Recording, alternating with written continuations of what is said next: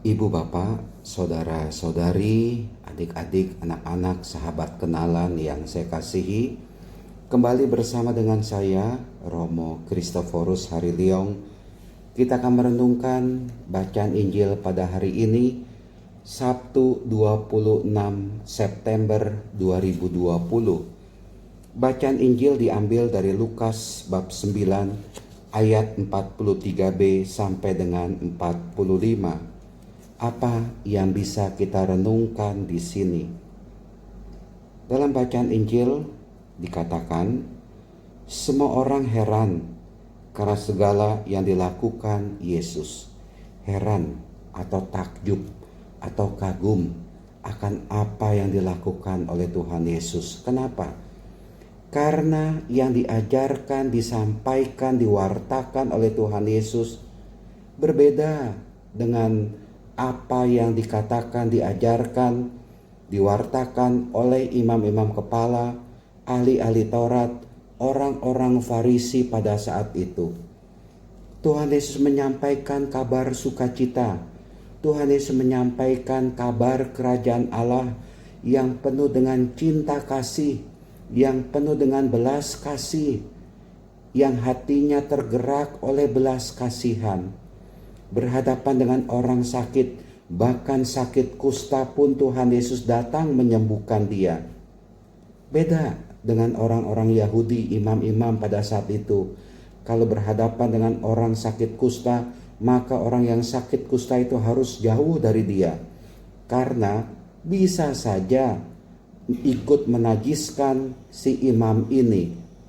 Karena sakit kusta dipandang, orang yang menderita sakit kusta dipandang sebagai orang najis yang disingkirkan, yang dibuang. Tuhan Yesus tidak mau datang kepada orang yang disingkirkan. Terhadap orang yang berdosa, Tuhan Yesus tidak mengusir, tapi Tuhan Yesus memberi pengampunan supaya orang itu mengalami keselamatan. Kepada orang yang sakit, kepada orang yang lumpuh, kepada orang yang buta, Tuhan Yesus juga menunjukkan belas kasih-Nya, menyembuhkan, memberikan mukjizat-Nya kepada mereka.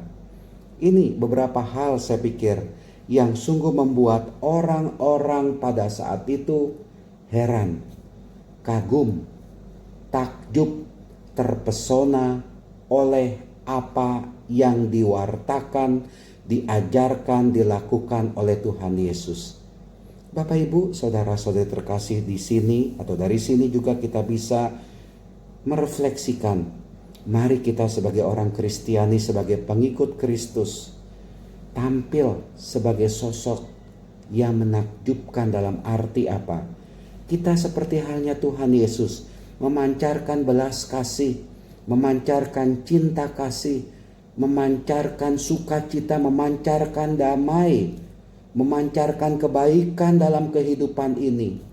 Buatlah orang lain takjub, buatlah masyarakat kita ini kagum kepada kita, karena kuatnya, padatnya, kentalnya kasih yang kita wartakan, kebaikan, kebenaran yang kita wujudkan, yang kita sampaikan dalam kehidupan kita. Jadilah contoh yang baik sebagai pengikut Kristus, sebagai orang Kristiani. Jangan menjadi contoh yang jelek. Jadilah orang yang sungguh membawa sukacita dalam kehidupan ini. Itu yang bisa kita refleksikan dalam kehidupan ini. Lalu Tuhan Yesus mengatakan demikian juga. Lalu Yesus berkata kepada murid-muridnya, dengarkan dan camkanlah segala perkataanku ini. Anak manusia akan diserahkan ke dalam tangan manusia. Tuhan Yesus tampil begitu mengagumkan akan segala tindakan pewartaannya yang berbeda, yang sungguh memberi warna begitu indah, begitu bagus di kota Israel, di negara Israel pada saat itu, kepada orang Yahudi pada saat itu. Tetapi kenapa Tuhan Yesus mengatakan anak manusia yang adalah Tuhan Yesus sendiri akan diserahkan ke dalam tangan manusia? Tuhan Yesus mewartakan, inilah dia caranya dia akan menghadapi kematian di tangan manusia, menderita, wafat di kayu salib. Tuhan Yesus yang memancarkan kebaikan, yang memberikan cinta kasih, yang hatinya kaya syarat akan kasih itu, tergerak hatinya oleh belas kasih itu, harus mati di tangan manusia dengan cara yang tragis, wafat, hina di kayu salib. Tapi meskipun Tuhan Yesus sudah mewartakan cara kematiannya itu, tapi Tuhan Yesus tidak pernah berhenti berbuat kasih, tidak pernah berhenti melimpahkan mukjizatnya, tidak pernah berhenti berbuat baik. Dia terus melakukan kasih, mewartakan kasih, mewujudkan kasih kepada setiap orang, kepada semua orang yang ia jumpai. Tuhan Yesus tidak pernah menyingkirkan orang, Tuhan Yesus tidak pernah membuang orang, Tuhan Yesus tidak pernah menjaga jarak kepada orang yang sakit, kepada orang yang berdosa, terhadap orang yang kusta. Tuhan Yesus kepada mereka sekali lagi memancarkan kasih, melimpahkan mukjizat kepada mereka. Tapi itulah dia, suatu pelajaran juga yang bisa kita pahami. Tidak selamanya perbuatan baik, perbuatan kasih, perbuatan benar yang kita lakukan ini bisa diterima oleh orang lain.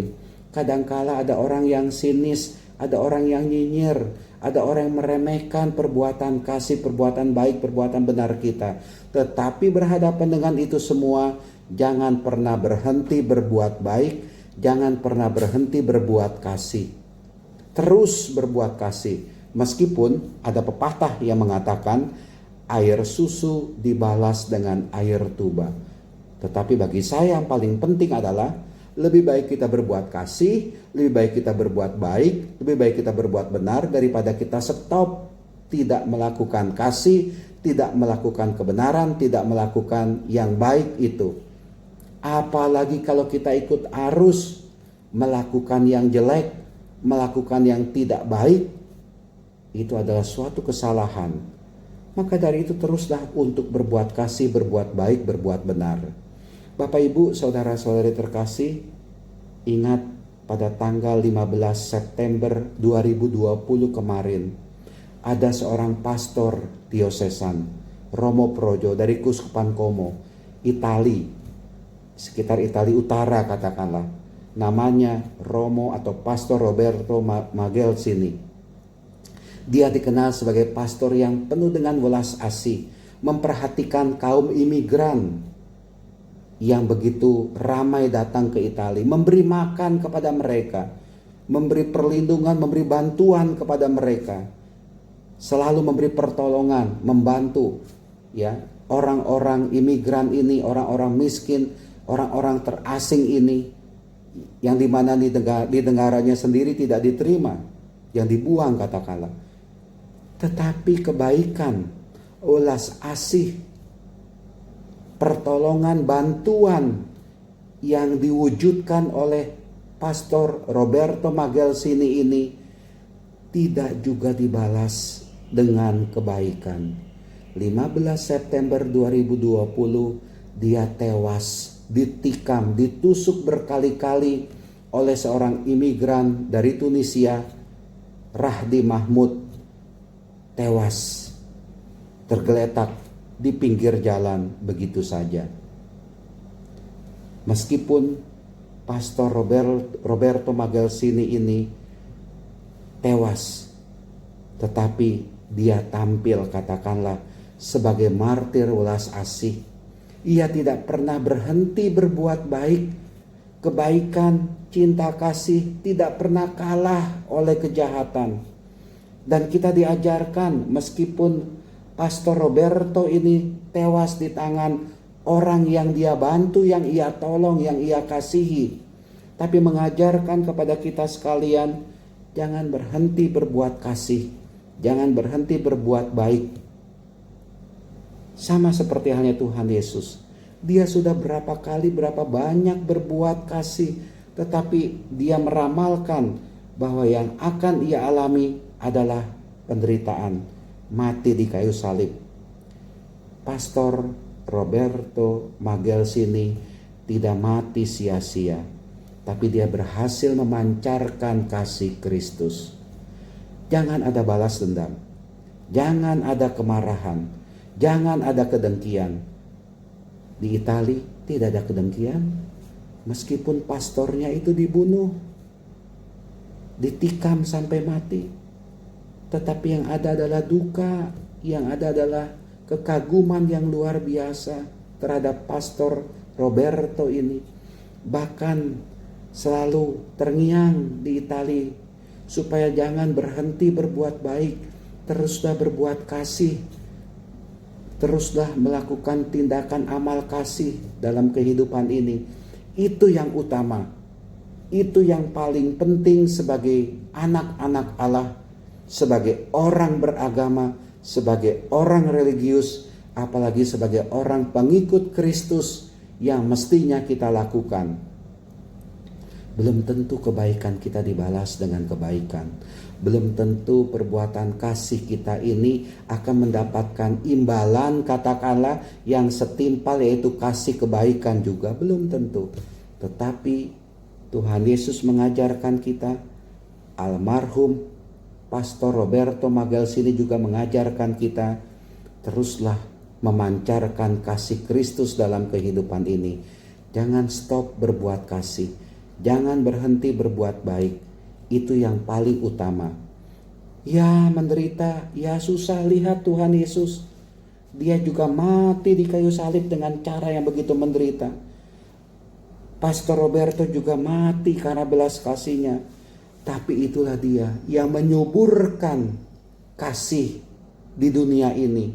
Yang menyuburkan kasih di Italia. Yang menyuburkan kasih dalam iman Kristiani, yang menyuburkan kasih kepada pengikut Kristus. Bapak Ibu, saudara-saudari terkasih, biarlah kita sebagai pelaksana kasih dari Tuhan Yesus tetap setia, tetap berbuat baik. Disitulah kita akan berkenan di hadapan Tuhan. Amin.